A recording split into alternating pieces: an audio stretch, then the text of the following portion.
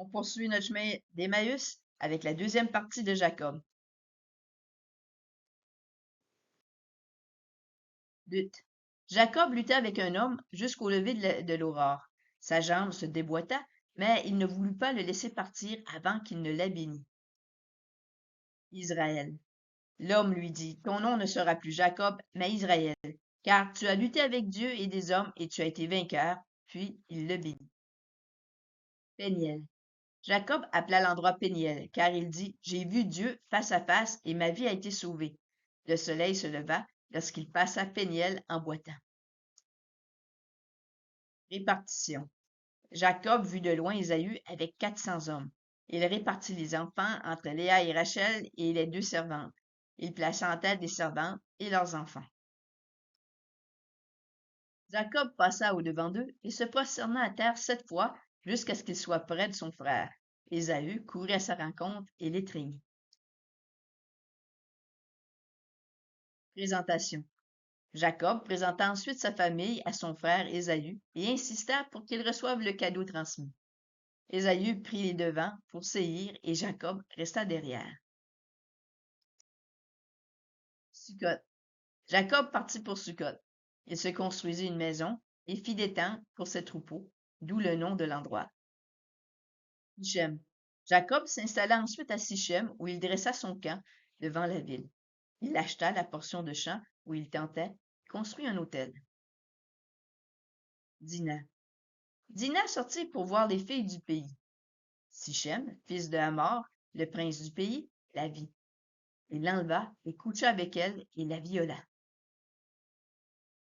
Déshonoré, Sichem demanda à son père de lui donner Dina pour femme. Jacob apprit ce qu'avait fait Sichem et garda le silence jusqu'au retour de ses fils. Colère. Hamor vint trouver Jacob. Les fils de Jacob revenaient des champs lorsqu'ils apprirent la nouvelle. Ils furent dans une très grande colère. Odieux. Traitera-t-on notre sœur comme une prostituée? Sichem a commis un acte odieux contre Israël en couchant avec Dina. Demande. Hamor demanda Dina en mariage pour son fils.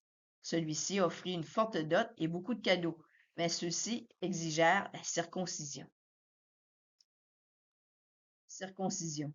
Hamor et son fils approuvèrent ces paroles et convainquirent leurs citoyens de se faire circoncire afin de former un seul peuple avec les Hébreux. Massacre. Alors que les hommes étaient souffrants, Siméon et Lévi prirent leurs épées et tuèrent tous les hommes, capturèrent les femmes et enfants et pillèrent Sichem. Trouble. Jacob, troublé par l'action de ses fils et craignant vengeance, prit la fuite vers Béthel, selon l'instruction de Dieu, et changèrent de vêtements. Purification.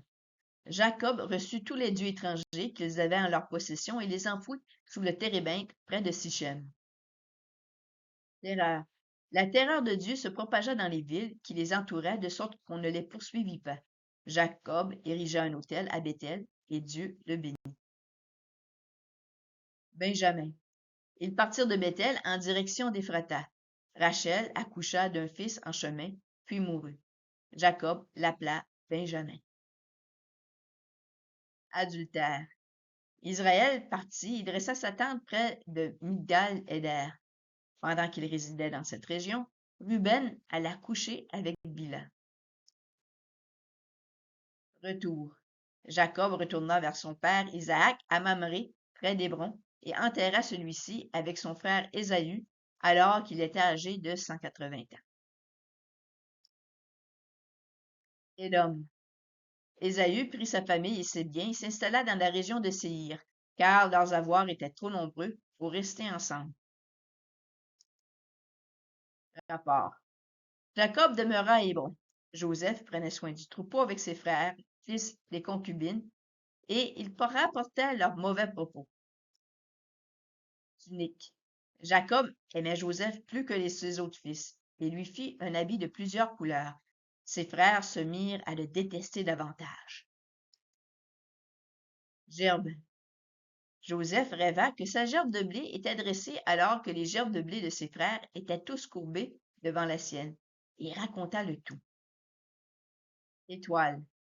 Joseph fit un autre rêve. Dans celui-ci, le soleil, la lune et 11 étoiles se sont prosternés devant lui, ce qui lui valut les reproches de sa famille. Envoi. Jacob envoya Joseph s'enquérir de ses frères à Sichem avec les troupeaux. Joseph quitta la vallée d'Hébron et trouva ses frères à Dothan. Complot. Ses frères le virent de loin, se moquèrent de lui et complotèrent de le faire mourir. Mais Ruben les en empêcha et ils le jetèrent dans une citerne. Vendu. Ses frères virent une caravane d'Ismaélites et vendirent leurs frères pour 20 pièces d'argent. Ils tuèrent un bouc et plongèrent la tunique dans le sang. Deuil. Ils envoyèrent ensuite la tunique à leur père en demandant d'identifier s'il s'agissait bien de la tunique de son fils. Jacob pleura longtemps le deuil de son fils. Famine. Une famine survint au pays et Jacob envoya ses fils chercher du blé en Égypte. Les 10 frères descendirent et Benjamin resta avec son père.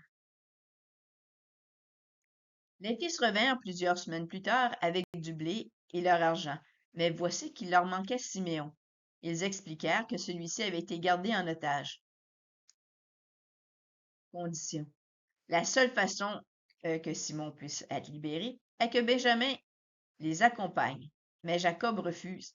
Quand le blé vient manquer à nouveau, il consentit. Chariot. Au retour, les fils racontèrent à Jacob que Joseph vit encore. Il ne les crut pas. Ce n'est que lorsqu'il vit les chariots que son espoir se ranima. Vivant. Jacob résolut d'aller voir Joseph avant de mourir. Ils firent donc leur bagage. Arrivé à Beersheba, Jacob offrit les sacrifices à Dieu. Vision. Dieu parla à Jacob dans une vision et lui dit de descendre en Égypte, car il ferait de lui une grande nation. Là-bas, il fera remonter ensuite sa descendance.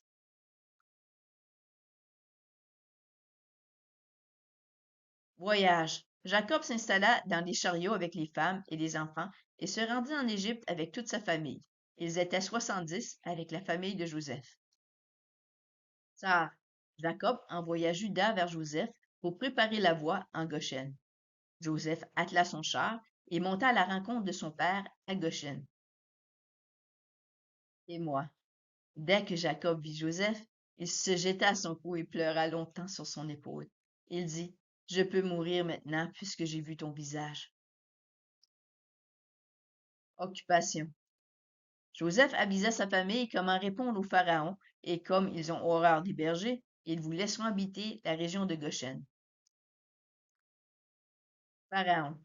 Joseph présenta sa famille à Pharaon, et ils reçurent des terres dans la région de Goshen, et la responsabilité des troupeaux du Pharaon.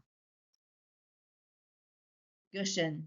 Joseph installa sa famille dans la région de Ramsès, en Goshen, les meilleures terres du pays.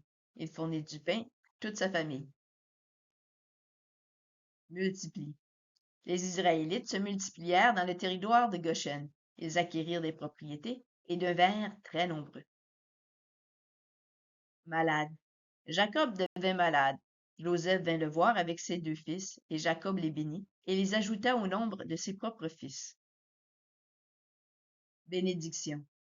Jacob fit venir vers lui chacun de ses fils. Il les bénit, et prophétisa sur leur avenir de chacun d'entre eux, du plus vieux au plus jeune. Mort. Jacob vécut 17 ans en Égypte, puis mourut à l'âge de 147 ans. Il demanda d'être enterré dans le tombeau familial avec ses pères. Observation 1. Jacob a résisté de nombreuses années à Dieu. Il a fallu le massacre à Sichem avant qu'il ne se débarrasse enfin de ses idoles.